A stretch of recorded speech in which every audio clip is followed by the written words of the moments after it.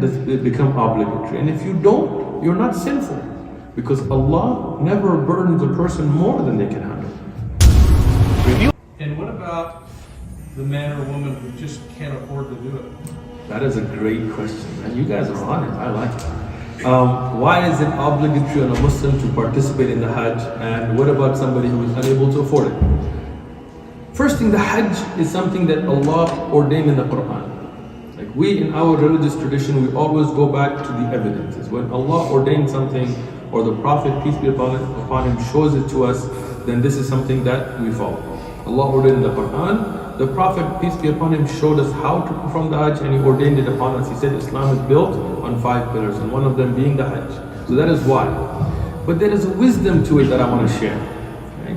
Which is, in Hajj, we go to where Abraham went, where Ishmael was. We see that common ancestry of humanity, right? As Christians, as Jews, as Muslims, we all believe in Abraham. We all believe in Ishmael. We believe in Isaac. We as Muslims also believe in Jesus. And even if some of the Jewish faiths do not. And we believe that these were all prophets sent by the same God. So when we go to those locations and we see where Abraham stood, and we see the house that he built for the worship of the one Creator, it connects us with those earlier prophets. Right? We are not just believers in the Prophet Muhammad, peace be upon him. We believe in all the prophets. The Quran tells us that you cannot differentiate between them. Meaning you cannot say, I believe in Muhammad but I don't believe in Moses. No. If any Muslim does not believe in Jesus, does not believe in Moses, does not believe in Abraham, does not believe in Adam, does not believe in Noah, he cannot be a Muslim. That is a part of our faith.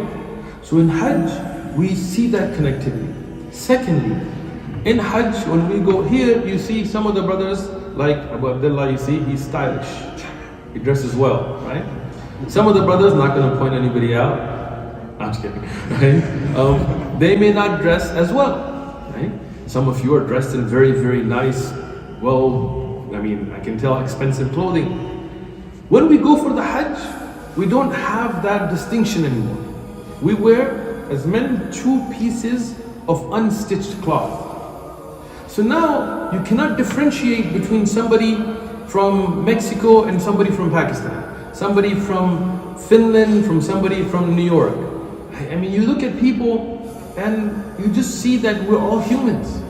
In the end, we're all the creation of one Creator, and it bonds you. We don't have that this is a king, so he doesn't have to wear the ihram. He can go in a robe with gold, and this is a poor person, so he's gonna wear. No! Even if you're a king, even if you're a president, I don't care if you're a Republican or Democrat or Green Party or Libertarian or whatever you may be, if you're a Muslim and you go for the Hajj, you wear the same thing. You go to the same places. It's not like I can do my tawaf somewhere else. No. So it also unites humanity away from the distinctions that we have today. We judge people, as this is part of psychology. Whether we are able to overcome our biases or not, we judge people. We look at somebody and how they're dressed and how they speak and things, and we judge people. There we get to realize that in the end we're all the same. When I was in Hajj in 2000, the first time I went, I met a Muslim from Djibouti. And I love geography. I used to win geography bees and things, but I honestly was thinking, man, I don't think I've ever thought about where that is. And I met, which is a part of this in Eastern Africa. And I met a Muslim from Finland. And I really didn't realize there were Muslims in Finland, you know. And those two, one from a remote area in Eastern Africa, and one from Northern Europe, who had never met, who didn't know each other, who couldn't speak the same languages. They were sitting together, wearing the same thing, going to the same rituals, the rituals that were known from Abraham and Ishmael and Muhammad, peace and blessings be upon all the prophets. So you see that unity that it brings. So that is some of the wisdoms and benefits. The second part of your excellent question, what if somebody is unable to go? They can't afford it, and especially nowadays it's not cheap. Allah never puts a burden upon anybody more than they can bear. That's in the Quran. Right? Allah never ordains on somebody more than they can bear. So if you are unable to go financially or physically, or due to other constraints, maybe you have an elderly parent that cannot be left, you're the sole caregiver, or whatever that reason may be, you are not obligated to go anywhere. and you're not sinful.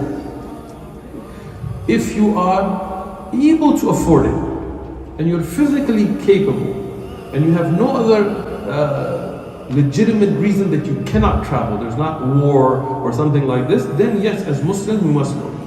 To see that unity, to remember those prophets, to fulfill this obligation.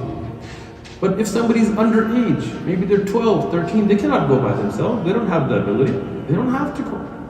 If you cannot financially support it, you don't have to go.